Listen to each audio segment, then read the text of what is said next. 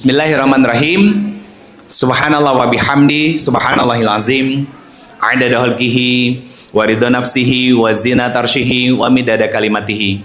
Asyhadu an la ilaha illallah wa asyhadu anna Muhammadar Rasulullah.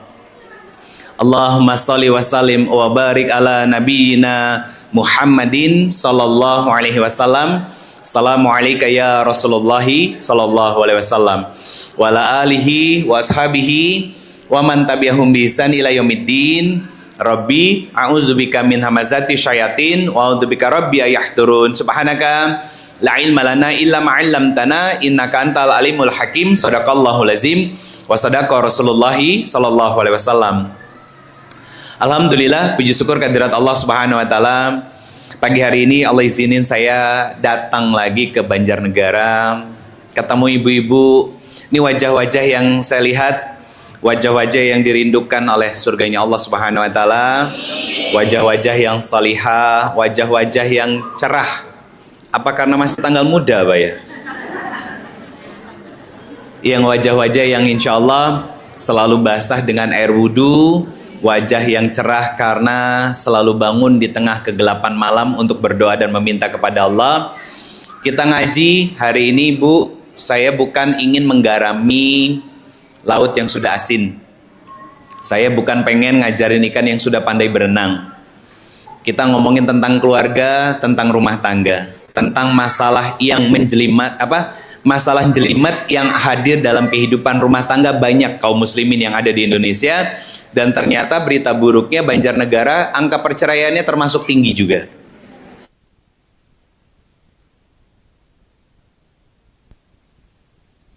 Tanya pasangan suami istri yang mau sidang cerai, tanya sama mereka, Mbak, Mas, loh kenapa kok cerai? Ya abis begini, abis begitu, begini begitu dan lain sebagainya. Ya, coba balikin kalimatnya, Mas, Mbak, bukankah kalian dulu adalah orang-orang yang saling mencintai satu sama lain?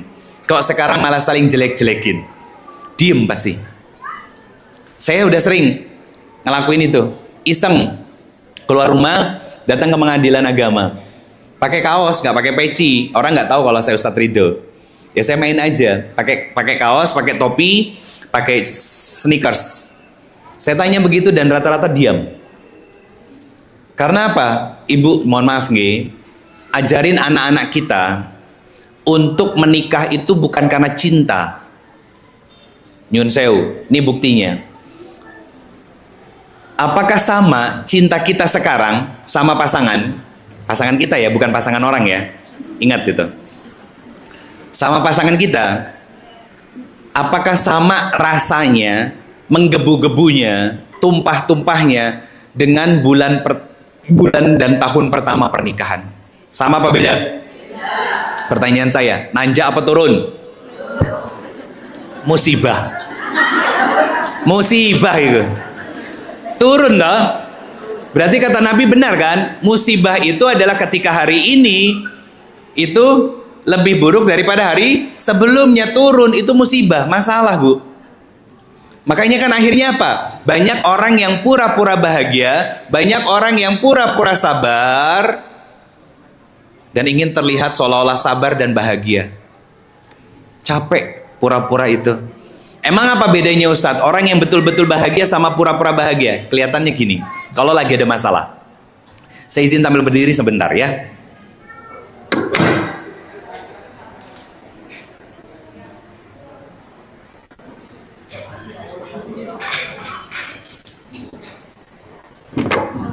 Itu manfaat kalau sering latihan fitness, Bu.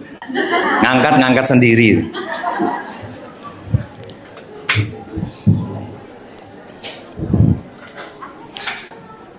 Alhamdulillah, usianya udah panjang tapi nggak maju. Karena sehat itu wajib. Karena kalau diminta untuk kayak tiba-tiba kayak Sumatera sekarang lagi bencana, ya kan, itu butuh fisik yang kuat.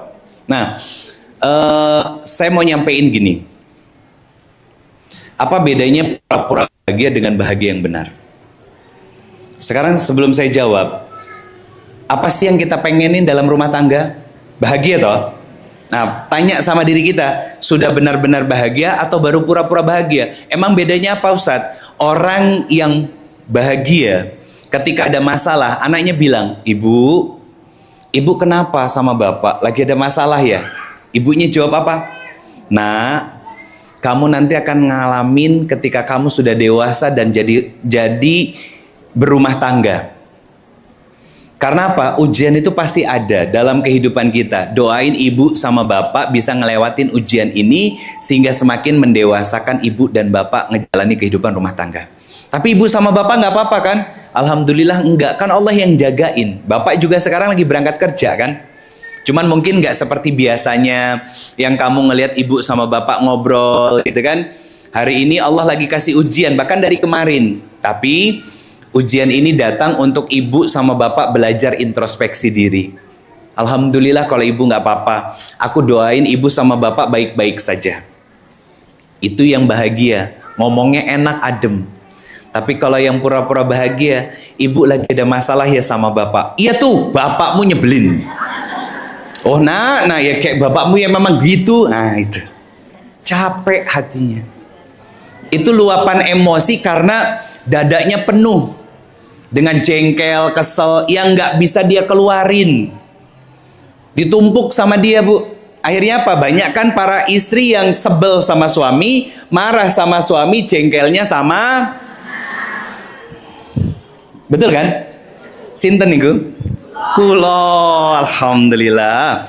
Insya Allah Banjarnegara ini Bapak Bupati semoga mendengar gitu kan. Oh Ibu Bupati nyun sewu ya, Ibu Bupati semoga mendengar. Nah Ibu lagi Bupati kita semoga mendengar. Kenapa? Karena masyarakat Banjarnegara makin solehah semua. Sadar diri kalau salah. Harapannya sih sadar dirinya dibawa pulang ke rumah, bukan pas ngaji tok sih ya. Ya itu harapannya. Jadi saya berharap ini jadi kebaikan semuanya insya Allah. Saya sambil nyoret-nyoret nggih. Kita hidup berumah tangga. Apa yang kita pengen? Bahagia. Pertanyaan saya, apakah kita sudah bahagia? Sudah atau belum? Ciri orang yang bahagia itu emosinya stabil. Emosi stabil, nggak gampang uring-uringan. Coba lihat diri sendiri, emosinya stabil nggak bu? Stabil Ustadz kalau dapat transferan. Iya, ada rumus kehidupan. Rumus kehidupan itu ini: IQ, kepintaran, ditambah SQ sama dengan EQ. Apa maksudnya? Belajar tentang ilmu berarti ilmu agama. SQ itu berarti mendekatkan diri sama Allah, berarti ibadah. Jadi apa maksudnya? Belajar ilmu agama dan ilmunya diamalkan menjadi ibadah kita kepada Allah. Apa kata rumus ini? Maka dia akan emosinya matang. Apa emosi yang matang itu? Stabil, nggak gampang uring-uringan, nggak kemerungsung bu. Lek cari wong Jawa nih. Kalau mama kulot yang Malang, papa kulot yang Padang. Jadi kata orang blasteran, Padang campur Jawa jadinya begini mukanya. Ini rumus. Belajar ilmu agama, diamalin. Akhirnya apa? Matang emosinya, stabil. Apa maksudnya? Ketika pasangannya jadi ujian, nggak kemerungsung dia, nggak stres dia. Yang dia cari itu Allahnya. Ketika suami jadi ujian, ambil wudhu, sujud, berdoa sama Allah. Ya Allah, saya tersana. Di sini semuanya salihah. Di luaran sana, banyak pasangan suami istri yang saling menyakiti. Jawabannya, karena lupa apa yang jadi tujuan berumah tangga. Coba, saya yakin nih, pasti jawabannya bakal mengarang bebas. Apa tujuan berumah tangga? Apa tujuan berumah tangga? Tuh, mendadak diem kan? Gimana caranya Mbak?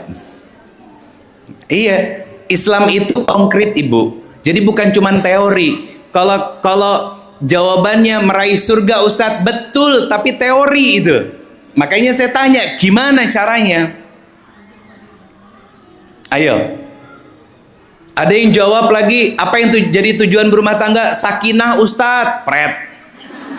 Loh, yang masuk di pengadilan agama itu kan pikirannya dulu begitu. Nikah pengen sakinah, tapi faktanya apa? Tusuk-tusukan kan? Bukan pakai pisau, tapi pakai ucapan, pakai kata-kata. Istrinya ngomong ketika suaminya melakukan kesalahan, apa? Papa tuh ya jadi suami nggak pernah ngertiin istri, keras kepala, egois. Mama juga apa? Sibuknya main ke sono sini, nggak ngurusin rumah, nggak becus untuk ngurusin suami dan lain sebagainya. Padahal dulu apa? Telepon-teleponan, pakai telepon koin. Koinnya kalau nggak koin logam yang silver, logam yang warna kuning, uang 100. Dikasih benang, ditempel pakai selotip. Yang tahu tentang cerita ini berarti kita seangkatan, tahun 80-an, ya, 80-an ke bawah. Yang dimasukin ke dalam, begitu mau habis dicabut lagi. Oke? Atau ada yang masanya adalah pakai surat, kertas surat. Yang kalau suratnya datang dicium. Oh ya Allah. Gensi mana tahu yang beginian. Gak bakalan tahu. Ini tim media saya. Ini tim media saya. Apa namanya? Dia nggak bakalan tahu yang begituan. Milenial masih tahu. Baby boomers apalagi, generasi-generasi kelahiran tahun 80 70 ke bawah. Itu tahu ya kayak begitu-gituan Bunda. Karena memang di fasenya di masanya itu. Nah, dulu kan orang-orang yang saling nyakiti itu tujuan rumah tangganya sama seperti yang di dalam kepala ibu-ibu semuanya. Apa? Pengen bahagia. Kayak gimana bahagianya? Pengen sakinah. Kayak gimana sakinahnya? Pengen ke surga. Kayak gimana surganya? Islam itu detail, rinci, dan aplikatif, mudah dikerjakan, mudah dilakukan. Kalau ngomongin tentang tujuan rumah tangga, ya banyak orang yang lupa tentang ayat ini.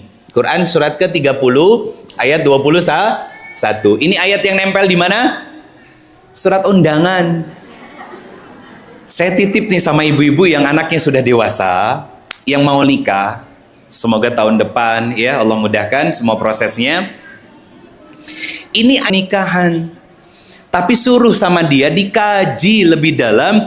Wa min ayatihi an khalaqalakum min anfusikum azwaja litaskunu ilaiha. Itu kata Allah Subhanahu wa taala, itu yang jadi tujuan kita berumah tangga. Satu ayat tapi dalam maknanya. Apa kata Allah Subhanahu wa taala? Allah katakan kepada kita, hambaku, ingat-ingat selalu bahwa kalian itu diciptakannya sepasang. Oke. Orang-orang yang pelangi, ini agak sensitif. Kalau saya lagi live di TikTok, itu menerjemahkan ayat ini salah paham dengan ayat dari golonganmu sendiri. Dianggapnya apa? Salah paham mereka. Dari golonganmu sendiri itu maksudnya apa? Sesama manusia. Nggak mungkin Allah ciptakan pasangan kita itu dari makhluk yang lain. Jin misalkan, pohon, nggak mungkin. Kayak di Jepang boneka gitu, nggak mungkin. Pasti dari golongan kita sendiri. Siapa? Manusia. Bagaimana penjelasan ayatnya? Di Quran surat keempat ayat ke-1. Laki-laki dan perempuan. Ini udah pasti. Laki-laki dan perempuan dinikahkan sama Allah Subhanahu wa taala. Ini tujuan berumah tangganya. Apa yang Allah sampaikan di situ? Kamu kalau ngejalanin tujuan rumah tangga ini, nanti hidup rumah tanggamu sakinah, mawaddah, dan penuh dengan rahmah. Ini kata Allah. Apa tujuannya itu? Wa min ayatihi. Allah menggunakan kata ayat. Ayat adalah segala sesuatu yang membuat kita dekat dengan Allah. Apa pelajarannya, Bunda semuanya, Ibu? Berarti satu yang harus menjadi tujuan utama dalam pernikahan itu, satu, harus bikin kita selalu dekat dengan Allah. Apa maksud dekat dengan Allah? Bentuk konkretnya Ustadz, kalau ada masalah, Allah yang dicari. Kalau lagi diuji, sholatnya lebih banyak, lebih panjang, doanya lebih khusyuk. Itu dekat sama Allah. Yang kedua, kalau sudah dekat sama Allah, membaca ayat itu berarti kan sesuatu yang menenangkan. Betul nggak? Maka rumah tangga harus tenang. Rumah tangga kita tenang. Hah? Jangan jawab insya Allah ya. Yang ketiga, nyaman nggak? Pasti nyaman, senang baca ayat demi ayat lebih banyak dan panjang. Tiga yang menjadi tujuan dalam berumah tangga nanti diambil kesimpulan dalam satu kata. Apa? Inilah yang disebut dengan ibadah. Yang namanya ibadah itu pasti dekat dengan Allah. Kemudian tenang hati kita, nyaman ngejalaninnya. Pertanyaan saya, apakah ini hidup dalam rumah tangga kita bersama dengan pasangan? Belum tentu. Kadang kalau lagi ada masalah, ambil HP. Mbak Yu, lagi di mana? Nelfonnya temen, bukan telepon Allah. Berapa nomor telepon Allah? 24434. Itu nomor telepon Allah. Mau ditambah? 11, 12, 12, 12 qobliyah ba'diyah, 11 tahajud dan witir, 12 salat duha. Itu nomor teleponnya kita ke Allah. Jadi rumah tangga yang benar, Ibu, yang Allah akan hadirkan kebahagiaan di dalamnya. Saya kasih disclaimer dulu, saya kasih catatan. Rumah tangga yang bahagia itu bukan berarti yang gak ada masalah, ya. Tapi rumah tangga yang bahagia itu ketika dikasih masalah, dikasih ujian, dia tahu harus ceritanya sama siapa dan kemana. Ke siapa? Allah. Makanya makin bikin dekat sama Allah, makin diuji makin seneng. Kenapa? Kenapa ada orang yang diuji itu makin senang? Karena makin mendekatkan dia sama Allah. Tapi ada orang yang diuji malah yang sebagainya. Ada orang yang begitu? Banyak. Banyak, Bunda. Nah, pertanyaannya gini. Dulu zaman sekolah, ada ibu guru nggak di sini? Nggak ada ya? Oh, lagi ngajar ya sekolah ya? Kan nggak mungkin bolos ya? Kan ada kalimat begini, Ibu. Zaman sekolah. Nah, anak-anak semua, kalau sudah selesai ujian boleh pulang. Betul? Berarti kalau kita nggak mau diuji, artinya harus siap pulang. Tapi kebanyakan kita nggak siap untuk pulang kan? Karena ngerasanya belum punya bekal. Pertanyaannya, ini yang nanya Rido Febri, bukan malaikat Rokit dan Atid. Kalau belum siap untuk pulang, ngerasa belum punya bekal sama sekali, pertanyaannya, selama hidup ngapain aja? Kebanyakan main. Kebanyakan main kita. Coba, saya mau tanya Ibu. Dalam satu hari, kita sholat 5 waktu. 5 waktu, kalau di total berapa menit? 1 jam lah ya. Ini buat 5 waktu, berarti masing-masing sekitar 10 menitan. Itu sudah paling khusyuk, itu sudah paling keren. Iya kan? Pertanyaan saya, apakah kita cukup ngebeli surga Allah dengan 1 jam sholat kita? Nggak cukup. Ditambah lagi sholatnya sendirian, berarti cuma dapat 1 kebaikan. Kalau 5 kali sholat, cuma dapat 5 kebaikan. Bapak-bapak sholatnya di masjid 27 kebaikan dikali 5 berarti kurang lebih 135 kebaikan. Sedangkan sisa 23 jam ngapain? Kiri mau masuk ke sini harusnya ngesen kanan karena beloknya kanan. Lah dia malah masih ngesen kiri tapi belok kanan. Bikin celaka orang. Itu zolim, dosa. Belum lagi lampu merah diterabas. Iya, kadang naik motor ada jalan sempit di samping yang itu bisa dipakai sama pengendara yang lain. Ada pelangnya, belok kiri jalan langsung, tapi kita parkir di situ, diklakson sama orang, zolim, dosa. Saya belum ngomongin yang lain, baru di jalan. Itu dosa, iya kan? Ibu-ibu ngesen kiri belok kanan, dikasih tahu sama orang lain, malah dosa. Ngerasa benar soalnya. Sampai di rumah pas standar, oh iya, lali, aku salah. Pertanyaan saya, pernah minta maaf sama orang yang kita marahin itu? Zolim. Seteliti itu loh Allah. Makanya salah satu namanya Allah, Allah maha teliti. Maha teliti, Bunda. Contoh, ibu masuk ke pendopo ini, kan sendal ditata di luar, ya.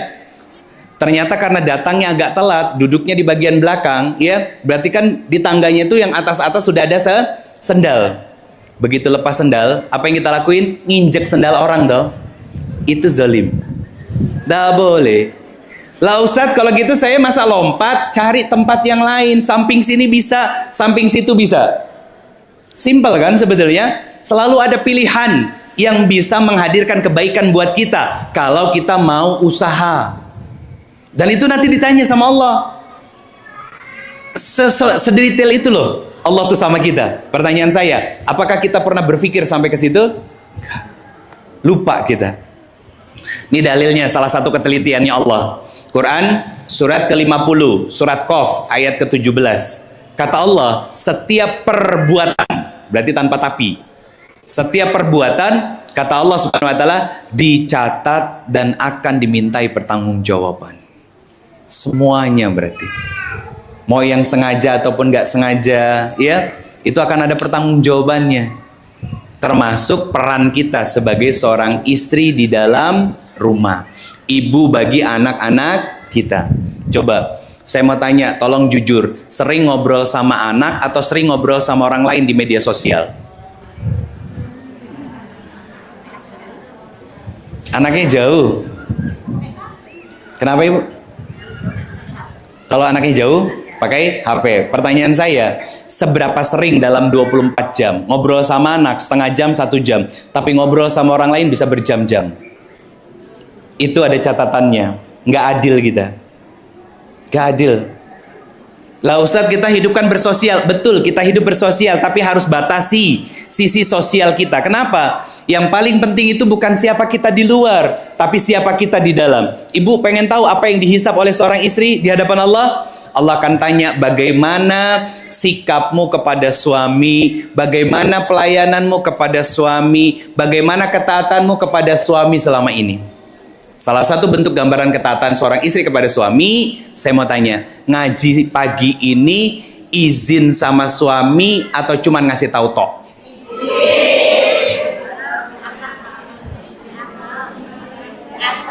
Gimana izinnya? Ada yang diantar, Masya Allah. Ada yang bisa ngasih contoh gimana kalimat izinnya? Pak, saya berangkat ngaji di Pendopo Kabupaten. Kata suami apa? Monggo, silakan. Bahkan dianterin. Tahu nggak Bu, dari sisi psikologis? Sisi psikologis. Laki-laki yang normal itu, nih ada bapak-bapak nih di luar, di belakang ya. Tanyalah sama beliau, laki-laki yang normal itu kalau ngelihat istrinya sudah bersih, wangi, rapi, nggak mungkin kalau syahwatnya nggak muncul. Jadi yang ibu bilang barusan itu bukan izin, itu namanya ngasih tahu. Kalau izin itu, bahkan yang lebih parah apa? Sudah duduk di sini, moto bannernya, moto ustadznya ngasih tahu ke suaminya, Pak, aku ngaji dulu di sini ya. Dosa itu. Beneran. Karena haram bagi seorang istri keluar dari rumah tanpa seizin suaminya. Tak boleh. Nah itu Bu, itu gunanya belajar itu untuk itu Ibu. Tapi kan Ustadz, ngaji kan amal soleh, kebaikan, betul. Tapi ada yang jauh lebih fardu ain, apa? Ketaatan seorang istri dan izin seorang istri kepada suami. Tadi saya lupa, yang nganterin saya Mas siapa ya? Mas siapa namanya? Mas Juna. Mas Juna yang ngantar saya, pakai mobilnya beliau. Iya, betul mobil beliau. Dapat telepon dari istrinya bilang katanya anaknya sakit. Minta gantian jaga. Saya bilang sama Mas Juna, ngedrop saya sampai di lokasi, pulang oh. Kenapa? Nemenin anak yang sakit fardu ain, sedangkan saya dianterin itu nggak penting. Saya suruh pulang. Kenapa? Itu kewajiban ayah. Itu orang udah ngaji itu gitu Ibu. Jadi tahu mana yang jadi skala prioritasnya, apa yang harus didahulukannya. Yang didahulukan seorang istri itu bukan hanya bolehnya saja dari seorang suami untuk ngaji, itu cuma ngasih tahu namanya. Kalau izin yang sesungguhnya dari seorang istri, Pak, aku mau ngaji lusa di Pendopo, ada Ustadz Ridho sama kawan-kawan MCI Peduli dan juga akhwat bergerak Banjarnegara. Kata suami, monggo, nanti bapak anterin. Tanya suaminya, bapak ridho nggak aku berangkat ngaji? Ah Ustadz, ribet, daripada ribet di akhirat. Nah, itu orang yang ngaji begitu. Daripada ribet di akhirat, coba dikeramasi sama Allah. Tahu dikeramasinya kalau di akhirat di mana? Neraka. Bukan swarga, bukan. Neraka. Dikeramasin di situ. Kenapa? Karena kita nggak taat. Kan bilang kita sama Allah, Ya Allah, saya kemana-mana selalu izin kepada suami saya. Apa jawab suaminya? Ya Allah, dia izin, tapi saya harus menahan syahwat saya setiap melihat istri saya yang sudah cantik dan wangi. Karena apa? Laki-laki normal itu syahwatnya muncul ketika istrinya wangi, bersih, ya, rapi. Lah hari-hari biasa nggak wangi bersih begini kan, dasteran, bau terasi, kan kasihan suaminya. Nggak adil tuh sebetulnya. Oh, para bapak-bapak senyum. Matur suwun Ustadz, kita menang. Enggak, saya enggak belain bapak-bapak. Ini yang ngajinya banyaknya perempuan.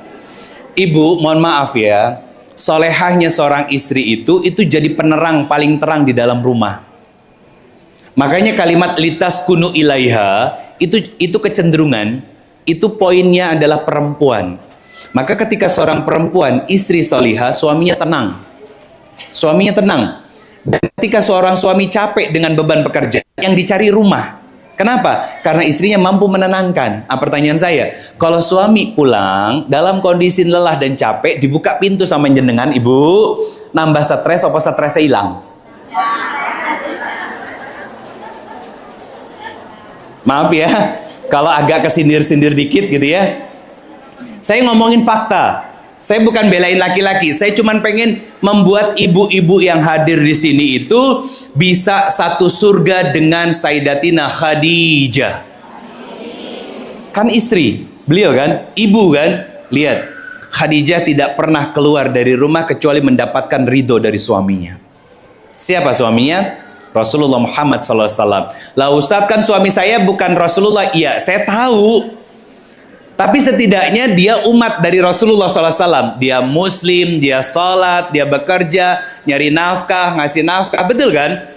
Beliau umat dari Rasulullah SAW. Dan ibu juga bukan Khadijah, tapi wanita yang sedang belajar ingin seperti Khadijah. Betul? Nah, apa yang mau saya ceritain tentang rumah tangganya Rasulullah dan Khadijah? Lihat, Khadijah itu istimewa.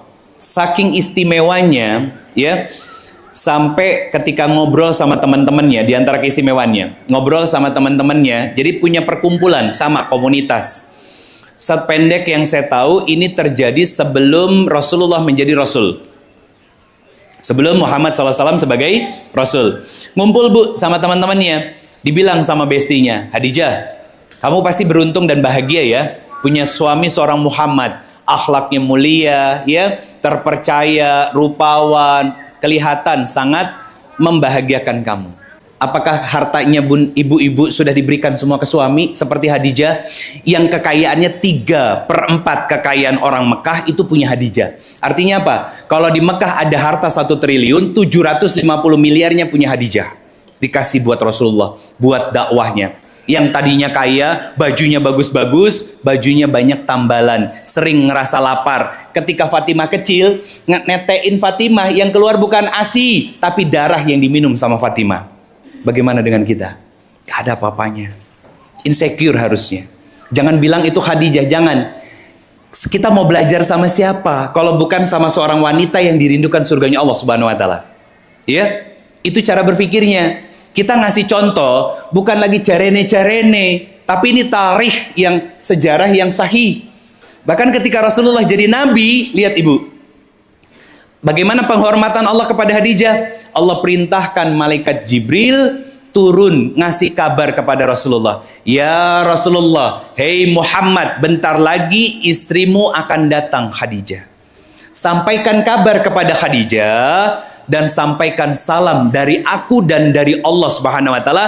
Kabarkan kepada istrimu Khadijah bahwa Allah telah selesai membangunkan istana di dalam surganya yang tidak lagi capek, tidak lagi lelah, dan tidak berisik sama sekali. Orang yang masih hidup sudah dirindukan surganya Allah Subhanahu Wa Taala. Kita orangnya hidup, surganya nggak jelas. Betul kan? Beda level ibu. Tapi kita bisa belajar dari beliau yang tidak pernah keluar rumah tanpa izin dan ridho suami. Lihat ibu, salah satu bentuk cari mukanya seorang Khadijah kepada Allah di depan suaminya agar suaminya ridho, bukan karena pengen diperhatiin, bukan. Rasulullah pulang dalam kondisi safar yang capek, bunda.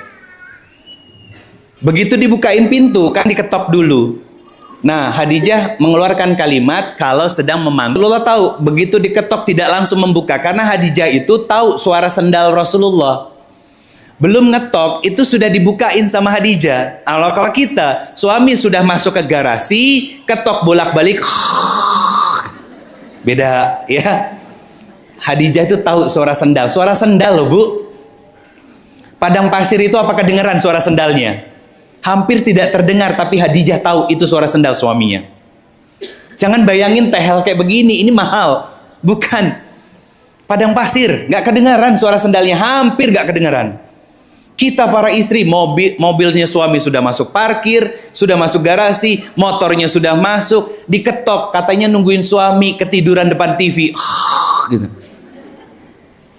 Bahkan ada satu, sebelum saya lanjutin ceritanya, bahkan ada satu cerita. Aisyah itu capeknya luar biasa, ya. Dan ini terjadi bukan setiap malam, nggak sering, hanya sekali sepanjang usia pernikahan. Rasulullah ngetok pintu Aisyah sekali, nggak ada suara. 2 kali, nggak ada suara. Apa yang dilakukan sama Rasulullah? Tidur di depan pintu. Tahu sendiri dinginnya Arab Saudi, ya. Saat itu dalam posisi malam. Kalau suami zaman sekarang, sekali nggak dibuka, 2 kali nggak buka, digedor. Makanya Pak, biar rotok waras rumah tangganya, bawa kunci cadangannya sendiri. Ibu kalau sudah ngantuk berat, kabarin suami. Pak, kalau pulangnya telat, maaf ya ibu izin istirahat duluan. Takutnya bapak pulang ibu ketiduran, kunci pintu sudah ibu cabut. Selesai. Simpel kan? Jadi ribut nggak? Nggak akan ribut. Suaminya pulang masuk, ya kan? Ternyata ngelihat istrinya tidurnya ngangkang. Diselimutin sama suaminya. Gitu. Karena apa? Suaminya kalem. Gak banyak omong. Penyabar tuh biasanya yang begitu. Tapi hati-hati. Yang kalem itu kalau suaranya sudah meninggi, menggelegar itu di dalam rumah. Takut gitu. Saya lanjutin ya ceritanya ya. Rasulullah masuk. Dan ternyata didapati Khadijah lagi mangku Fatimah. Tadi ngasih ASI, tapi yang masuk ke mulut Fatimah bukan air susu. Kenapa Rasulullah langsung masuk? Karena tahu biasanya istrinya sudah ada di depan pintu sebelum Rasulullah membuka. Sebelum Rasulullah ngetuk. Sudah di depan pintu dengan wajah tersenyum. Pertanyaan saya, suka nyambut begitu suami dengan senyum? Apa perengat-perengut? Atau pas senyumnya kalau lagi bawa sesuatu? WA suami, Pak, aku nitip sesuatu ya. Apa Bu? Terserah. Pulang, dibawain sesuatu. Bu ini, kok itu lagi sih? Perasaan 2 hari yang lalu baru makan itu dan kita makan di tempatnya. Ini mah lebih enak makan di tempat daripada dibawa pulang. Salah lagi. Jadi mas, sabar. Pak, sabar. Kenapa? Kan namanya juga Mas salah. Ya, jadi harus sabar karena yang salah adalah Mas. Masalah itu harus sabar. Lanjut. Biar nggak terlalu serius ya. Begitu masuk lagi mangku Fatimah. Fatimah kecil ibu. Lagi dikasih ASI sama Khadijah. Ibu jangan bayangin baju muslim zaman itu seperti ini bagus-bagus. Enggak. Masih sedikit di zaman itu orang yang pakai, pakai celana dalam dan pakai BH. Masih nggak ada. Kalaupun harus ditutupi, itu nyobek kain untuk diikatkan di sini. Ya, untuk diikatkan di dada dan diikatkan di bagian bawahnya. Pakaiannya besar. Kenapa besar? Biar lekuk tubuhnya nggak kelihatan. Zaman sekarang yang katanya modern, baju bagus banyak, baju yang besar banyak, malah disobek sampai ke atas lutut. Ya, keleknya kemana-mana. Dan itu muslim. Nauzubillah min zalik. Nauzubillah min zalik. Orang dulu merasa malu ketika auratnya terlihat, orang sekarang hilang malunya ketika auratnya terlihat. Betul kan? Nah, lanjut. Akhirnya apa? Rasulullah ngasih isyarat kepada Khadijah, tetaplah duduk di situ. Kenapa? Nggak mau ngebangunin Fatimah. Jadi kalau para bapak-bapak suami, ya, kalau istri sudah tidur itu jangan dibangunin. Kalau lapar masak sendiri. Simpel kan? Kenapa? Karena istri itu kalau sudah dibangunin susah tidur lagi, betul? Oh, suaranya langsung seolah-olah seperti sedang demonstrasi, ingin mengatakan kepada suami saya, Ustadz, tapi saya nggak bisa, terima kasih gitu. Agar Allah ridho kepada dia, membahagiakan suaminya. Itu ikhtiarnya. Apa yang dilakukan sama Khadijah? Ketika Rasulullah tidur, nangis Khadijahnya, air matanya netes di pipi Rasulullah Sallallahu Alaihi Wasallam. Kaget dan Rasulullah bangun. Rasulullah nanya, wahai istriku, kenapa kau menangis? Ya, kenapa kau menangis? Apakah engkau menyesal bersuamikan aku? Apakah engkau menyesal karena dulu engkau adalah orang yang punya kehormatan, orang yang berkecukupan, sekarang semuanya habis kau belanjakan di jalan Allah? Makin nangis. Apa jawabnya Khadijah? Wahai suamiku, sedikit pun tidak ada terbesit dalam pikiran dan hatiku menyesal mendampingi perjuanganmu. Aku sedih dan menangis hanya karena khawatir suatu hari nanti tidak lagi ada orang yang akan menolong dan membantumu dalam dakwah yang kau lakukan. Maka ketika aku sudah wafat, galilah kuburku dan gunakan tulang belulangku untuk membentuk jembatan sehingga engkau mudah menyeberangi sungai. Beda ibu. Harusnya kita belajar dari orang mulia ini yang sudah Allah bangunkan istana surga di dalam surga, yang orangnya masih hidup tapi surga sudah merindukan, yang orangnya paling seutama-utamanya wanita di dalam surga disebut langsung sama Nabi. Nabi dapat bocoran dari mana? Dari Allah Subhanahu wa taala. Karena Allah begitu cinta kepada Nabi dan Nabi begitu cinta kepada Khadijah. Makanya apa? Allah muliakan Khadijah sebagaimana Allah muliakan Rasulullah Muhammad SAW. Belajar dari orang yang mulia itu, Bunda. Jangan belajar sama yang lain yang masih belum jelas kehidupan dan surganya. Ambil ilmunya silahkan, tapi cari keteladanan dalam kehidupan mereka sebagai wujud dari pengamalan ilmunya. Jangan kagum sama orang hanya karena retorika. Mohon maaf, Fir'aun lebih jago dalam berretorika. Jangan kagum sama seseorang hanya karena ilmu yang terucapkan, tapi lihat bagaimana akhlaknya. Kenapa? Iblis jauh berilmu. Makanya Bunda, kalau belajar itu harus ngelihat yang namanya akhlak. Ini akhlak, nggak bisa dibuat-buat. Gimana cara ngelihat akhlaknya? Kalau dia seorang laki-laki, gurunya, maka lihat bagaimana perilaku dia sama istri dan anak-anaknya. Kalau dia gurunya seorang perempuan, maka lihat bagaimana cara dia hormat, taat, dan memuliakan suaminya. Itu akhlak, bukan ke orang lain, bukan. Kalau ke orang lain bisa ramah, ya, bisa pakai topeng, bisa pakai pura-pura. Akhirnya begitu tahu, lah, yo aku salah. Akhirnya apa? Membenci dakwah. Wes lah, aku nggak mau ngaji lagi. Lah ngapa? Lah apa? Ustadznya aja gitu, misalkan. Itu bukan salah dakwahnya, tapi salah oknum-oknum tertentunya. Kenapa? Karena dalam menjalani kehidupannya, ilmu yang digunakan, dia amalkan, dapat pahala, tapi tidak merubah hatinya dan tidak merubah sikapnya. Ini belajar namanya hati-hati. Guru di Banjarnegara nggak kurang-kurang. Kiai, ustadz, ustazah tinggal dipilih. Kita mau ambil yang mana? Belajar itu tidak harus kepada guru-guru yang khaybar, yang terkenal. Enggak. Saya dikasih kesempatan ibu sama Allah Subhanahu wa taala tampil di TV. Baik sangka saya apa? Allah kasih rezeki saya untuk memperluaskan apa? Dakwah tentang keluarga lewat televisi. Selesai. Selebihnya apa? Selebihnya saya menjaga. Apa yang saya jaga? Ustadz-ustadz yang di Damai Indonesiaku itu sudah tersertifikasi MUI.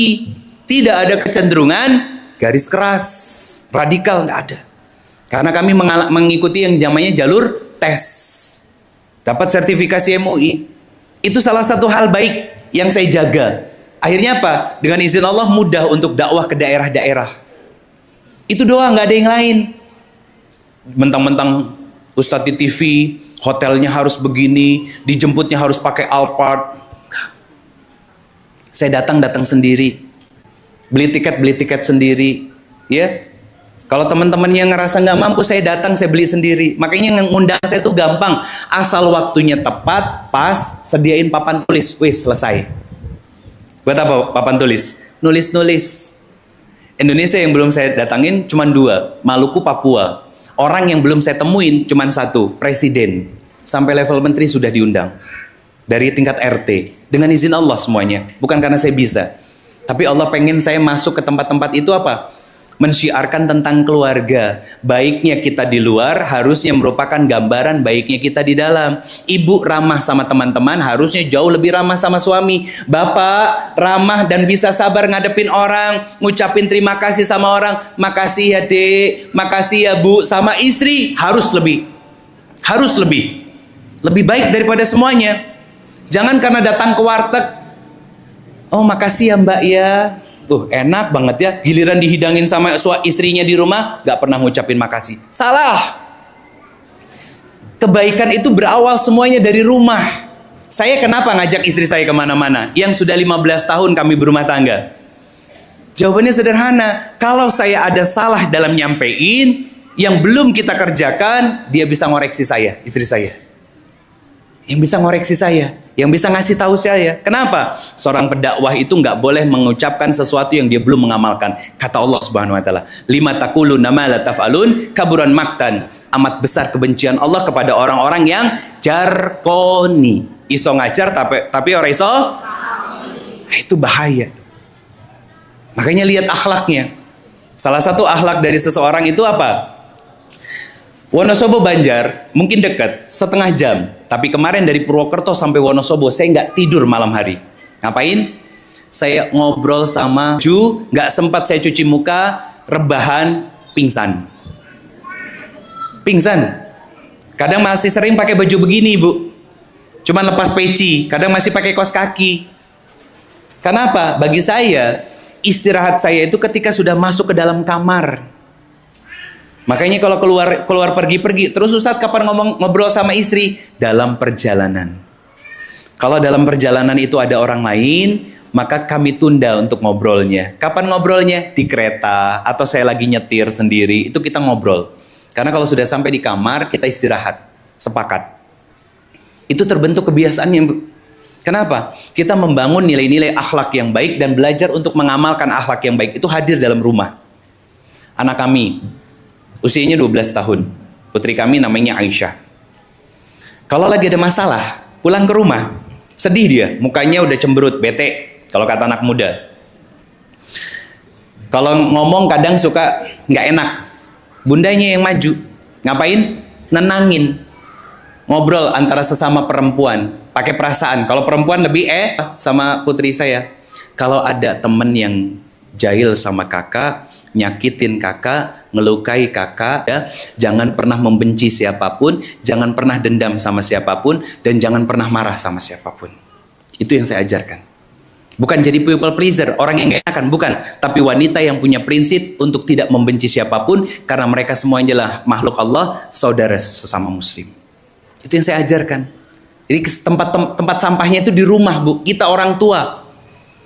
Bagaimana orang tua bisa jadi tempat sampah seperti itu bagi anaknya? Ketika sepasang suami istri ini sudah bisa saling membahagiakan satu dan lainnya. Berarti apa? Tujuan rumah tangganya jelas, ibadah. Untuk saling mengingatkan kepada kebaikan. Kalau ada yang salah, diingatkan, dikoreksi, dikasih tahu. Biar apa? Biar tidak saling menyakiti satu sama lain. Kenapa kita saling menyakiti? Satu, tujuan rumah tangganya sudah mulai hilang, pudar. Yang kedua, egois, pengen menang sendiri. Pak, aku tuh capek di rumah. Khadijah nggak begitu, melayani. Istri para sahabat yang lain juga begitu, melayani. Tapi ada momen seorang Umar bin Khattab pulang ke rumah, istrinya ngomel. Pelajaran buat para suami. Kalau istri lagi ngomel, dengerin, gak usah dikomentarin. Apalagi sampai diomelin lagi. Kan kebanyakan bapak-bapak begitu. Istrinya ngomel, bapak-bapaknya capek, ya kan? Bukannya didengerin, malah balik ngomelin, salah. Kalau seorang istri ngomel sama suami, terus balik diomelin sama suami, jangan salahin siapa-siapa kalau istri panjenengan nyari kuping yang lain di luaran. Begitu ketahuan, ibu tuh kenapa sih ngebuka aib keluarga? Salah lagi. Itu suami istri yang egois. Makanya saling melukai. Melukai itu tidak harus menusuk dengan pisau. Tidak. Tapi dengan kata-kata, itu yang membekas seumur hidup dalam hati dan jiwa kita. Betul kan? Makanya perempuan itu Bapak, mau dicaci maki sama orang kayak gimana pun gak masalah. Dia masih bisa sabar, paling nangis, kan gitu. Tapi kalau sudah dibentak sama suaminya, runtuh bumi itu. Runtuh langit itu. Sakit hatinya bertahun-tahun. Betul kan Ibu? Kenapa?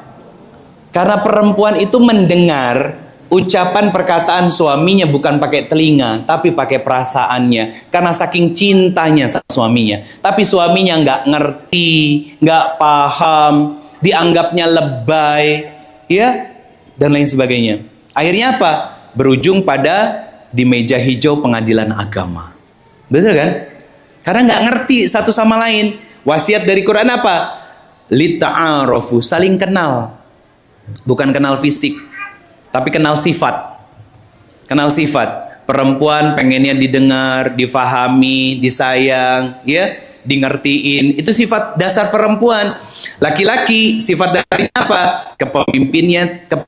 Kepemimpinannya tidak ingin diinjak-injak, direndahkan. Apa maksudnya? Tetap seorang istri ngobrol dengan sopan santun. Makanya saya ajarkan tadi, minta keriduan suami, tanya sama suami, Abi, Papa, Ayah ridho nggak kalau Mama mau ngaji? Berarti apa? Kita sebagai seorang istri menempatkan suami dengan porsi dan posisi yang seharusnya, karena menanggalkan ego kita. Kalau yang egois, kan Ustadz mau ngaji, Pak aku berangkat ngaji ya, tolong anterin. Dianterin sama suami, tapi nggak tahu apa suara hati suami kan? Itu kenapa penting untuk ngobrol dan nanya. Biar apa? Rumah tangganya nggak saling nyakitin. Tujuan rumah tangganya makin jelas. Terus apa? Egonya dikesampingkan. Kenapa ada seseorang yang egois? Dia pernah terluka dan dia nggak mau terluka lagi, tapi luka yang dia rasakan ternyata melukai orang lain. Sadar? Jadi orang-orang yang egois itu Bu, pengen menang sendiri, itu orang-orang yang pernah terluka. Maaf banget. Ini contoh paling gampangnya. Contoh paling gampangnya. Oh iya. Sebelum saya kasih contoh paling gampangnya, ibu-ibu semuanya ada keropak lewat. Ini infak untuk Sumatera. Saudara-saudara kita di Sumatera kan sedang berjuang ya. Yang kehilangan saudara, kehilangan orang tua, kehilangan anak, kehilangan suami, kehilangan istri, kehilangan keluarga dan lain sebagainya. Monggo ibu yang ingin menitipkan rezeki terbaiknya, ya. Silakan. Ini bukan buat saya, bukan buat teman-teman akhwat bergerak, bukan buat teman-teman MCI peduli, bukan. Tapi untuk dikirim ke Sumatera. Dan saya bukan ustadz yang minta sumbangan ya. Jangan punya persepsi seperti itu. Tapi ini saya ngajak bareng-bareng kita peduli sama saudara-saudara kita yang saat ini sedang tidak beruntung dan tidak seberuntung kita. Silakan masukin harta-harta dan rezeki-rezeki terbaiknya. Semoga Allah terima dan menjadi amal soleh terbaik untuk kita semuanya ya. Saya lanjut. Saya mau ngasih nyontoh apa lagi tuh barusan kan? Ini ngomong apa sih Bu?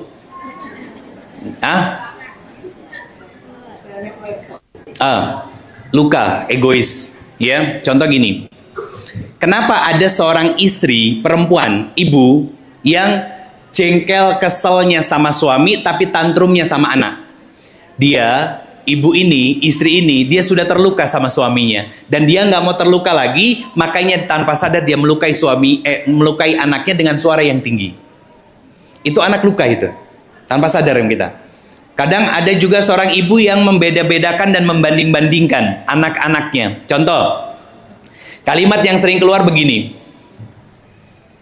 Mas, Dek, Mbak, Nduk, Le, ibu itu nggak pernah ngebanding-bandingin kalian. Bohong. Pasti ada bedanya. Karena Nabi yang bilang sendiri, orang tua itu pasti punya kecenderungan di antara anak-anaknya yang lebih disayang. Itu pasti ada. Pasti ada. Seperti Rasulullah sedikit lebih menyayangi dan mencintai Fatimah daripada saudara-saudaranya. Walaupun semuanya dicintai oleh Rasulullah tanpa batas sama sekali. Ya, tapi ada perasaan yang kenapa Fatimah berbeda? Karena mirip plek-plek sama Nabi SAW. Itu pasti ada. Jadi mendingan gak usah ngomong begitu Bu. Gak usah ngomong begitu. Kenapa? Ketika anak merasa kita diperlakukan sebagai seorang anak itu berbeda dengan dengan saudaranya, dengan kakak atau adiknya, itu jadi luka buat anak kita.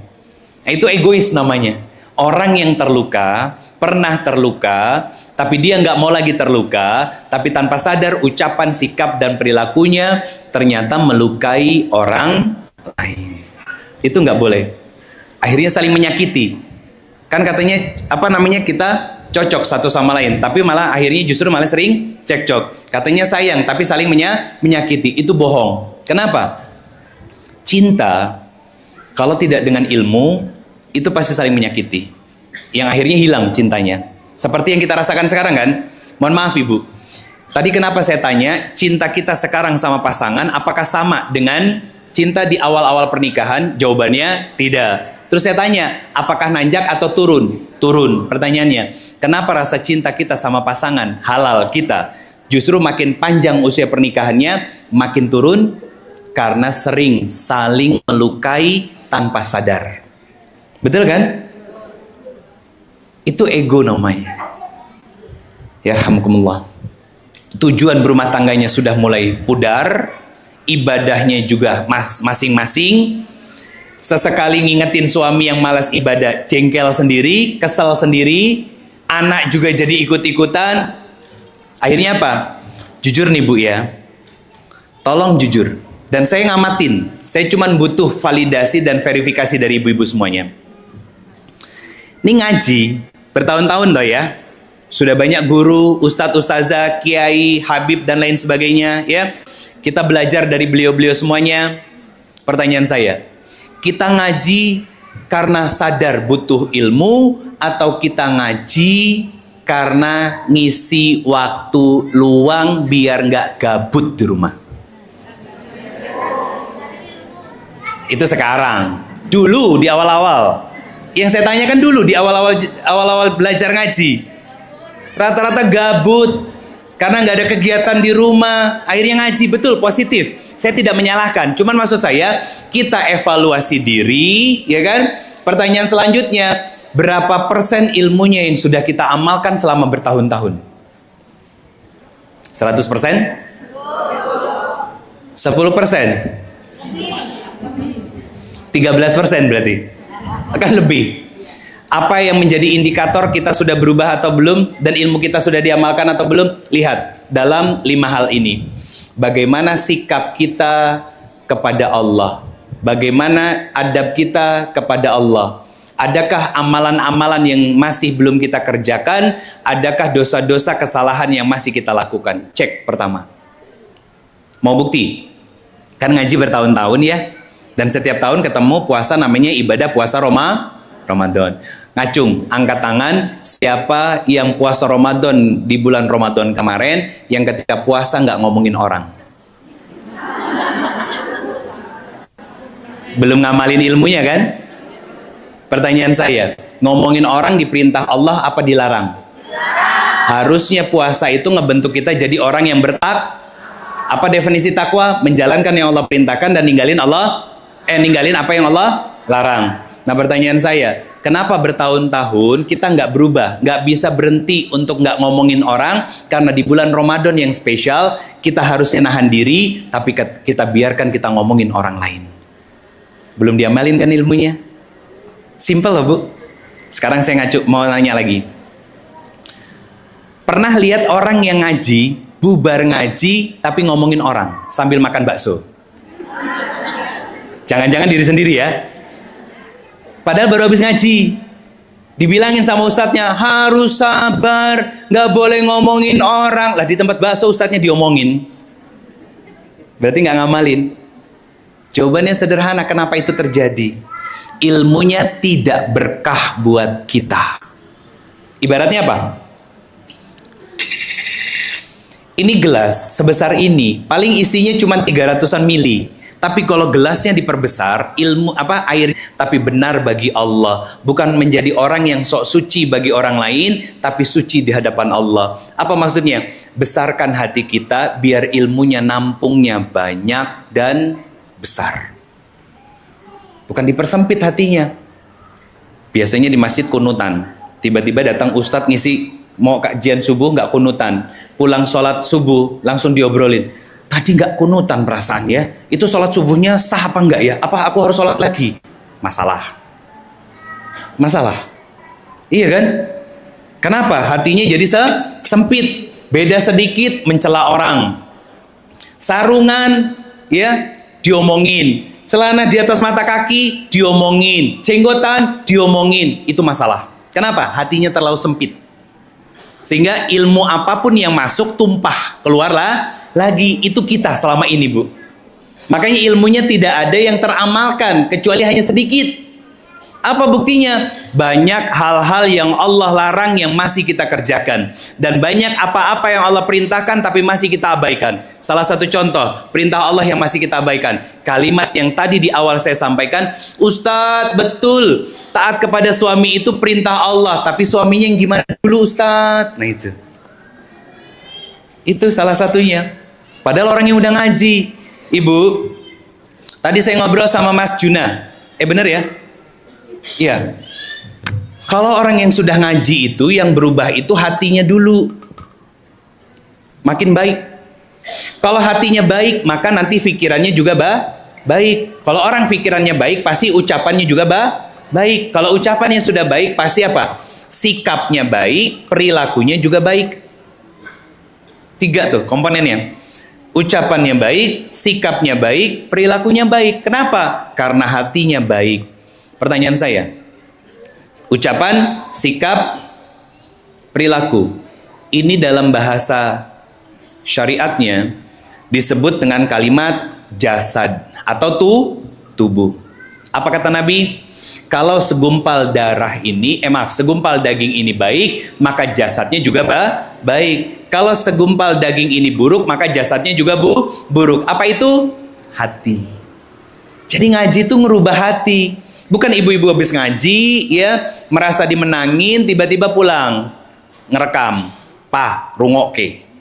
Salah. Itu yang terjadi di media sosial saya.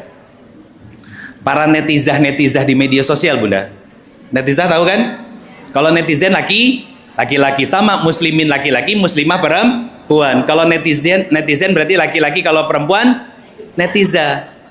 Saya posting video tentang selingkuh, ya, tentang selingkuh, atau tentang seorang suami yang harus bersikap tidak boleh menyakiti dan menzolimi istri.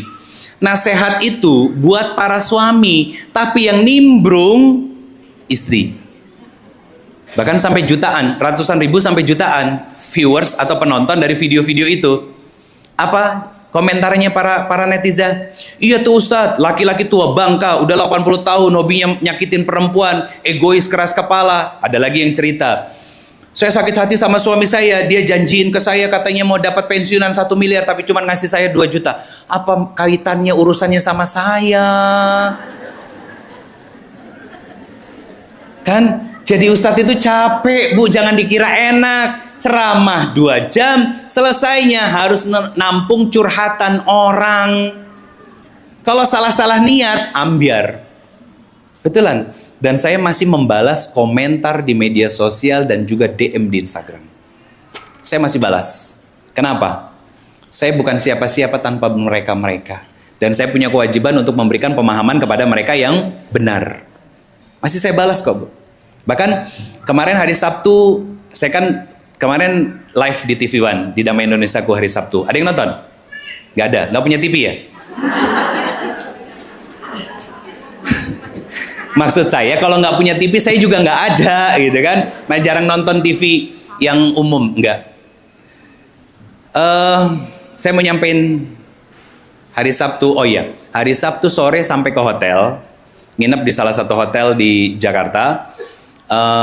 Abis maghrib itu kedatangan tamu sepasang suami istri, jauh-jauh dari Batam, pengen ketemu silaturahmi dengan senang hati bagi saya. Sampai jam 11 malam. Pagi saya dari Bandung nyetir ke lokasi tempat ngaji di Jakarta. Selesai saya ngisi tausiah, habis asar ke tempat makan, habis makan ke hotel. Itu nyetir sendiri, Bu. Saya nggak pakai asisten kalau untuk nyetir. Kalau media saya pakai asisten. Dan akhirnya apa? Istirahat rebahan sebentar, habis maghrib ketemu tamu. Datang dari Batam untuk konsultasi dan silaturahmi. Tak layanin. Sampai di kamar pingsan tidur. Kenapa? Bagi saya dakwah itu ya seperti itu, silaturahminya. Bukan karena dia orang kaya, ya, yang satunya nggak punya apa-apa, enggak. Bagi saya semuanya sesama saudara muslim. Saya dijemput sama tiga orang ikhwan, ya, sama Bu Ivon juga. Yang 3 laki-laki ini, saya ajak ngobrol semuanya. Saya tanya, sudah nikah, sudah, anaknya berapa, apa aktivitasnya, cerita. Tanya lagi yang satunya, siapa namanya mas, kemudian aktivitasnya apa, anaknya berapa, oh yang besar berapa, umur berapa, bla bla segala macam. Yang satu saya tanya, sudah berkeluarga mas? Belum. Oh kelihatan sih, mukanya agak susah gitu. Ketawa, hiburan kan? Ya itu cuma bercanda, bukan saya ngeremehin, bukan. Maksudnya apa? Orang yang belum nikah itu kelihatan dari wajahnya. Dan orang yang sudah nikah juga kelihatan dari wajahnya. Kenapa? Bebannya tambah. Ini pelajaran untuk apa? Saya bersyukur dan saya berharap apa? Bisa terus silaturahmi dengan teman-teman akhwat bergerak Banjarnegara dan juga bunda-bunda semuanya. Terakhir kapan? 2023 ya. 2024 itu mau bikin kelas rumah tangga suami istri di Fox Harris tadinya. Qadarullah nggak jadi karena waktunya mepet, terbatas, peserta juga belum komplit. Akhirnya dibatalin karena memang kelas berbayar itu nggak semuanya mau, ibu. Lah jangankan yang berbayar, lah yang ngaji gratis aja pada nggak mau datang kok gitu. Karena menganggap apa? Kita tuh lebih butuh dunia daripada akhirat. Ya ketika sudah rumah tangganya bermasalah, komplain langsung kan. Datangnya ke siapa? Ustadz. Nggak sedikit orang yang bahkan sampai level profesor. Ini saya cerita lagi. Sampai level profesor pak. Bukan ecek-ecek, profesor dia. Istrinya WA ke istri saya. Pengen ketemu sama saya. Ditanya kan ada masalah apa. Diceritain masalahnya. Punya putri, usianya sudah cukup ya kan. Belum mau nikah tapi pacaran 4 tahun. Katanya. Terus sekarang malah tinggalnya di apartemen. Ya, tinggalnya di apartemen. Gak mau ngurusin orang tuanya, malah ngurusin kucing di apartemen. 2 catatannya. Saya bilang sama Teteh, sama istri saya, ayah mau ketemu sama mereka, tapi dengan satu syarat, ketemunya sama mereka dulu sebelum sama anaknya. Teteh tahu bahasa itu. Kenapa? Anak bermasalah itu karena orang tuanya bermasalah. Saya tidak menyalahkan level pendidikannya, tidak. Orang yang mengejar pendidikan tinggi biasanya mengorbankan keluarga. Ya kan? Dari mana saya bisa ngelihat itu? Kalau anak perempuan pacaran, makanya saya tadi titip pesan sama Mas Juna. Anak pertamanya perempuan soalnya. Saya titip pesan apa? Seorang anak perempuan harus dekat dengan ayah kalau tidak mau dia disakiti, dilukai, dipegang-pegang, disentuh-sentuh sama laki-laki yang nanti belum tentu jadi suaminya. Kan pacarannya 4 tahun. Anak perempuan kalau sampai pacaran berarti dia tidak dekat dengan bapaknya, tidak bahagia dengan bapaknya, tidak cukup dengan kasih sayang bapaknya. Karena kalau anak perempuan dekat sama bapaknya, tangki cintanya penuh dari bapaknya dan gak gampang jatuh cinta kecuali dengan laki-laki yang akan mengajak dia untuk menikah. Dan itu gak perlu waktu 4 tahun. Ini hal yang sering saya bingung. Banyak orang tua yang bermasalah rumah tangganya sama anak-anaknya bermasalah, lah kok ustadz yang suruh dandanin. Tapi begitu dikasih tahu, ah masa sih ustadz, ngeyel. Salah lagi kan? Nah itu sesuatu yang jadi PR di bangsa ini, di negeri ini. Kenapa? Tingkat perceraian tinggi, ya betul kan? Aborsinya tinggi, ya kan? Hamil di luar nikahnya tinggi, maaf, bahkan penyimpangan seksual juga tinggi. Itu bahaya bunda. Itu bahaya. Jangan sampai itu terjadi sama keluarga kita, kerabat kita, tetangga kita dan lain sebagainya. Kenapa kita harus ngaji? Satu, berubah sikap kita sama Allah, makin sami'na wa ta'na sama Allah, nggak pilih-pilih perintah Allah, nggak pilih-pilih apa yang harus kita tinggalkan dari larangan Allah. Yang kedua, harus ada perubahan pada sikap kita kepada pasangan. Suami yang sudah ngaji, sholatnya di masjid harus makin lembut, makin perhatian, makin menyayangi istrinya, makin menghormati istrinya. Seorang istri yang sudah ngaji harus makin taat patuh kepada suami tanpa tapi. Tanpa tapi. Angel dah?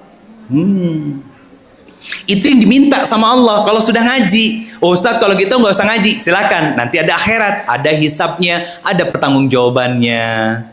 Kabar dari Nabi SAW, perempuan itu paling banyaknya di surga apa neraka? Kenapa nggak disebutkan di surga juga banyak? Karena Nabi pingin perempuan waspada. Karena nerakanya Allah banyak dihuni oleh wanita. Pertanyaannya, kenapa wanita banyak di neraka? Bukan karena mereka murtad nggak ibadah.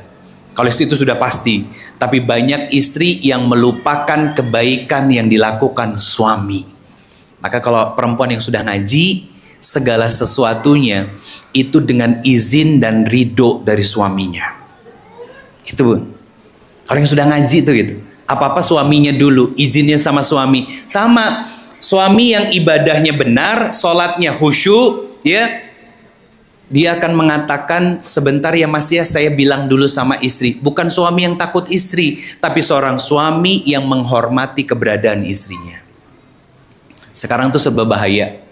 Kenapa saya bilang bahaya? Kalau istri nggak ngejagain suami, suami nanti digondol kuntilanak berjilbab. Iya toh? Mohon maaf ibu, kalau pelakor bajunya serba mini itu udah ada dari zaman dulu. Yang bahaya itu sekarang pelakornya ke majelis ilmu pakai jilbab, hijrahnya salah niat, ngajinya bukan untuk ibadah dan meningkatkan takwa dan taatnya kepada Allah, tapi punya maksud-maksud dan tujuan yang lainnya. Saya cerita nih, baru kemarin nih. Di kereta, kan saya duduk sampingan sama Teteh, sama istri saya. Saya buka TikTok. Di DM TikTok, tiba-tiba ada yang bilang, Ustadz, apakah Ustadz ada niatan untuk poligami? Saya tunjukin ke Teteh, ketawa bareng kita berdua, akhirnya saya hapus. Itu yang begitu tuh banyak Bunda. Ibu, Ustadz boleh nggak saya jadi istri keduanya? Jangan dikira jadi Ustadz itu enak, harus kendel hatinya. Dan Teteh terbiasa, akhirnya biasa saja yang begitu. Gak jadi sesuatu yang bermasalah. Kenapa? Karena sayanya nggak kecentilan, menel, enggak. Beda halnya kalau laki-laki nunduk sama HP senyum-senyum, tanda tanya besar tuh. Ada apa? Lagi ngapain? Nah itu. Tapi kalau ngingetin suami ibu, saya kasih tahu nih. Ngingetin suami itu gampang, bukan nasehatin, beda. Ngingetin sama nasehatin itu beda kalimatnya. Kalau nasehatin, Pak itu salah, dosa, itu nasehatin, salah, pasti dia marah. Tapi kalau ngingetin, Pak, Mama tuh pengen sama-sama sama Papa ke surga. Yuk kita sama-sama taat, itu ngingetin, beda ya. Nah, ngingetin suami itu harus tahu caranya, tahu waktunya. Jadi caranya harus tepat. Caranya juga harus benar. Kapan waktunya yang tepat? Kenyangkan perutnya, puaskan syahwatnya. Nanti nggak konslet, ngobrolnya enak. Saya nggak ngomong vulgar kan? Saya cuma ngasih tahu, coba aja. Coba, pernah ingat nggak? Maaf ibu, abis berhubungan suami istri, suami walaupun diajak ngobrolnya haho, tapi lebih enak diajak ngobrolnya. Betul kan? Sama lagi makan, betul kan? Iya, karena nggak konslet. Coba kalau dari pulang kantor lagi capek diajak ngobrol, konslet. Yang ada apa? Ditelan kita sama suami, akhirnya apa? Sakit hati kan kita? Itu orang yang sudah ngaji, sikap perilaku sama pasangannya ada perubahan. Yang ketiga, sikap perubahannya harus terlihat kepada anak-anak. Ibu makin sabar, makin solehah ngedidik anak-anak. Yang keempat, makin hormat, taat kepada orang tua yang masih hidup dan sering mendoakan orang tua yang sudah wafat. Kelima, makin baik dengan orang-orang di sekitarnya, lingkungan sosial. Akhirnya apa? Tidak saling menyakiti satu sama lain. Kenapa? Tujuan hidupnya dia jelas dan dia nggak egois. Dalam rumah tangga, tujuan berumah tangganya jelas dan dia tidak egois. Akhirnya apa? Berusaha untuk tidak menyakiti orang. Pertanyaan gini, Ustadz, kalau ada orang yang menyakiti saya, apa yang harus saya lakukan? Betul? Iya kan? Pertanyaan itu sebelum saya jawab, saya pengen nanya, Ngacung, di sini ada yang tadi sudah saya tanya belum? Ada nggak di sini yang nggak pernah disakiti orang? Nggak ada. Pertanyaannya boleh saya ganti ya. Ada nggak di sini yang nggak pernah nyakitin orang? Oke. Sekarang terjawab pertanyaan tadi. Ustadz, bagaimana sikap saya ketika saya disakiti orang? Introspeksi dulu. Introspeksi diri dulu. Kenapa? Kita disakiti orang, jangan-jangan kita pernah menyakiti orang. Itu dulu. Jangan langsung nunjuk orang. Kamu tuh udah dibaikin, kamu tuh udah disenengin selama ini tapi mengkhianati. No. Introspeksi dulu. Jangan-jangan kita dikhianati oleh orang karena kita pernah mengkhianati Allah. Itu, Bu. Jadi akhirnya kita nggak mau membalas rasa sakit hati dan kecewa kita dengan rasa sakit dan kecewa yang sama. Tidak. Karena seorang muslim itu bukan pendendam, tapi seorang muslim itu senang merekatkan ukhuwah dan silaturahmi, termasuk hadirnya ngaji sekarang. Ini bagian dari ikhtiar kita menambah saudara. Kenapa? Harapannya kita semuanya kembali dikumpulkan di hadapan Allah Subhanahu wa taala dan bermajelis dengan Kanjeng Nabi Rasulullah Muhammad sallallahu alaihi wasallam. Itu yang bisa saya sampaikan pada kesempatan pagi hari ini. Ibu, Bapak, kalau ada yang mau bertanya silakan. Mohon maaf kalau ada kata-kata saya yang kurang. Semoga bisa menjadi kebaikan. Banyak dari kita yang menganggap seolah-olah ngejalanin rumah tangganya itu cocok, seolah-olah terlihat bahagia, seolah-olah terlihat semuanya baik-baik saja, tapi pada faktanya di dalam rumah tangga itu saling menyakiti satu sama lain. Kenapa saling menyakiti? Karena tujuan berumah tangganya sudah mulai memudar dan egosentris di dalam diri karena pernah terluka, tidak mau lagi terluka, akhirnya melukai orang lain. Maka apa yang harus dilakukan oleh kita? Perbaiki hubungan kita dengan Allah, ngajinya yang benar, dan amalkan ilmu yang kita dapat dari setiap majelis ilmu yang kita hadiri sebagai buah dari keberkahan ilmu yang kita dapat. Barakallahu fikum. Itu yang bisa saya sampaikan. Saya kembaliin ke moderator lagi. Jazakumullah khairan katsir. Hadanallahu wa ikum ajma'in. Allahu a'lam bishawab. Assalamualaikum warahmatullahi wabarakatuh.